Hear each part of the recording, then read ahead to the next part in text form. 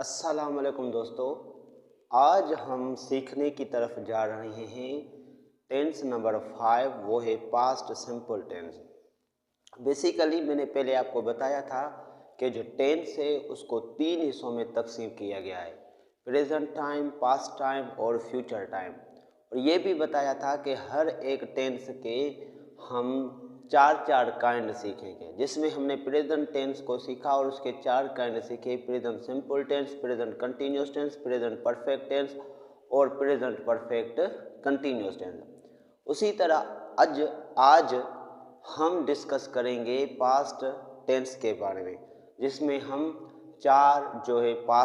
Past tense के 4 kind सीखेंगे, जिसमें सबसे पहले हमारा होता है past simple tense. Past simple tense को हम उर्दू ज़ुबान में ज़माने माजी सादा कहते हैं और इसकी अंग्रेज़ी में डेफिनेशन होती है कि when a subject did work in past time that is called past simple tense. यानी जब किसी फाइल ने कोई काम माजी में किया था तो उसे हम ज़माने माजी सादा कहते हैं। अगर हम बात करें प्रेजेंट सिंपल के अगर हम बात करें पास्ट सिंपल के हेल्पिंग वर्ब के बारे में, तो पास्ट सिंपल का जो हेल्पिंग वर्ब होता है वो होता है did. Did is used with all subject, ठीक है। यानी जो इसका हेल्पिंग वर्ब है वो एक ही है डिड, और जो डिड है वो सभी सब्जेक्ट के साथ इस्तेमाल होता है। यानी I, we, you, they, he, she, it, single और प्लूरल नेम। जाहिर बात है जब हेल्पिंग वर्ब एक होगा तो सभी सब्जेक्ट के साथ इस्तेमाल होगा। तो डिड इसका हेल्पिंग वर्ब है जो सभी सब्जेक्ट के साथ इस्तेमाल होता है। अगर हम इस टेंस की उर्दू में निशानियों की बात करें तो इस टेंस की कोई भी खालिस उर्दू में निशानियाँ नहीं होती, लेकिन जब इस टाइप के जुमले हो कि अलीशा ने खत लिखा, मैंने रोटी खाई, असलम ने कपड़े पहने, हम स्कूल गए, वो स्कूल आए, तो इस तरीके के जो जुमले होते हैं वो हमारे पास्ट सिंपल टेंस के जुमले कहलाते हैं उर्दू ज़ुबान में। अब हम बात करते हैं कि पास्ट सिंपल के 5 जुमले कैसे बनाए जाते हैं। सबसे पहले अफर्मेटिव सेंटेंस की बात करते हैं कि अगर कोई भी पास्ट सिंपल का आपके पास उर्दू में जुमला हो तो उसकी आप अंग्रेजी में ट्रांसलेट कैसे करेंगे। फॉर एग्जाम्पल एक जुमला है कि अलीशा ने खत लिखा, ये affirmative sentence of past simple है, तो इसको मैं ट्रांसलेट कैसे करूँगा। तो उसके लिए हमें चाहिए फॉर्मेशन। फॉर्मेशन क्या होती है, सबसे पहले आपको सब्जेक्ट लगाना है, सब्जेक्ट के बाद मेन वर्ब की सेकंड फॉर्म लगानी है, मेन वर्ब के सेकंड फॉर्म के बाद आपको ऑब्जेक्ट लगाना है, ऑब्जेक्ट के बाद आपको फुल स्टॉप लगाना है। तो इस टेंस में भी, यानी जो इस पास्ट सिंपल में भी प्रेजेंट सिंपल की तरह अफर्मेटिव सेंटेंस में हमारा हेल्पिंग वर्ब इस्तेमाल नहीं होता, बल्कि जब हम दूसरे सेंटेंस बनाएंगे तो उनमें हमें जो है हेल्पिंग वर्ब का इस्तेमाल करना पड़ता है। तो इस टेंस में अफर्मेटिव सेंटेंस में हम डिड का इस्तेमाल नहीं करेंगे।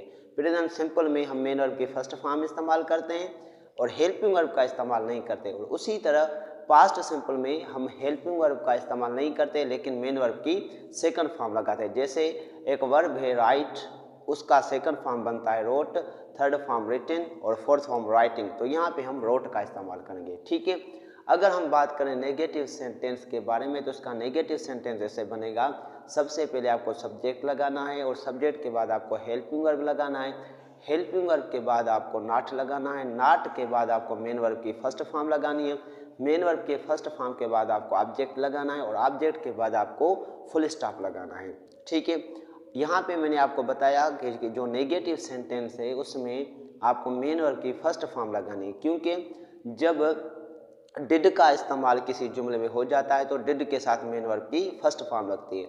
हम अफर्मेटिव सेंटेंस में फर्स्ट सेकंड फॉर्म इसलिए इस्तेमाल करते हैं क्योंकि अफर्मेटिव सेंटेंस में डिड का इस्तेमाल नहीं होता, लेकिन इंट्रागेटिव सेंटेंस हो, नेगेटिव सेंटेंस हो, इंट्रागेटिव नेगेटिव, जब उनमें डिड लग जाएगा तो मेन वर्ब की हमें फर्स्ट फॉर्म लगानी है, ठीक है। तो इस तरीके से सबसे पहले आपको सब्जेक्ट लगाना है, सब्जेक्ट के बाद हेल्पिंग वर्ब लगाना है, हेल्पिंग वर्ब के बाद नॉट लगानी है, उसके बाद मेन वर्ब की फर्स्ट फॉर्म लगानी है और उसके बाद ऑब्जेक्ट लगाना है। जैसे अलीशा ने खत नहीं लिखा, अलीशा ने खत नहीं लिखा, तो मैं क्या कहूँगा, Alisha did not write letter.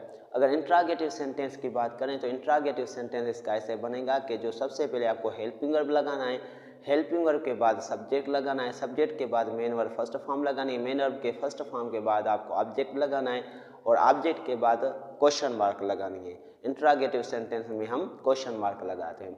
तो मैं कहता हूँ कि क्या अलीशा ने खत लिखा, तो कहूँगा did Alisha write a letter. ठीक है, उसी तरह इसका इंट्रागेटिव और नेगेटिव सेंटेंस ऐसे बनता है कि सबसे पहले आपको सब्जेक्ट लगाना है, सब्जेक्ट के बाद आपको सबसे पहले आपको हेल्पिंग वर्ब लगाना है, हेल्पिंग वर्ब के बाद आपको सब्जेक्ट लगाना है, सब्जेक्ट के बाद नाट लगाना है, नाट के बाद मेन वर्ब फर्स्ट फॉर्म लगानी है, मेन वर्ब की फर्स्ट फॉर्म के बाद आपको ऑब्जेक्ट लगाना है और ऑब्जेक्ट के बाद आपको क्वेश्चन मार्क। जैसे क्या अलीशा ने खत नहीं लिखा, तो मैं क्या कहूँगा, did Alisha not write a letter. ठीक है, क्या अलीशा ने खत नहीं लिखा, यानी सवाल भी इनकार भी, तो हम कहेंगे इंग्लिश में did Alisha not write a letter और लास्ट में क्वेश्चन मार्क।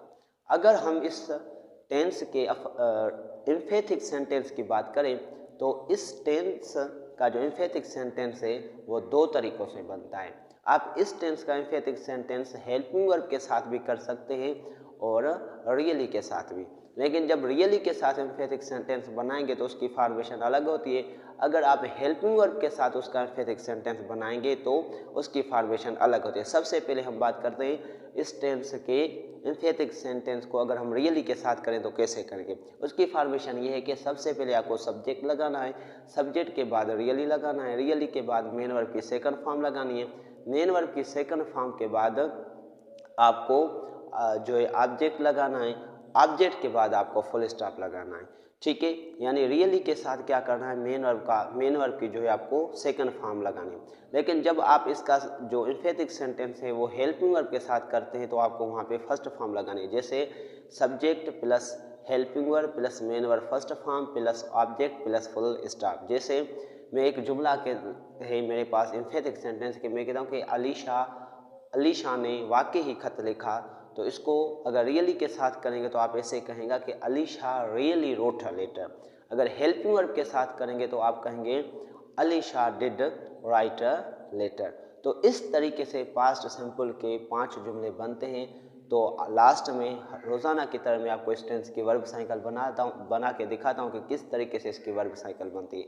वही जुमला जो हम एग्जाम्पल में जो है देखते हैं वही हम लास्ट में वर्ब साइकिल उनकी जो है बताते हैं आपको। तो इसकी वर्ब साइकिल कैसे बनेगी, मैं कहता हूँ एक जुमला है कि अलीशा रोट अ लेटर, इसका नेगेटिव बनेगा Alisha did not write a letter, और इसका इंट्रागेटिव बनेगा कि did Alisha write a letter, interrogative negative did Alisha not write a letter, और इसका एम्फेटिक सेंटेंस बनेगा Alisha really wrote a letter या Alisha did write a letter.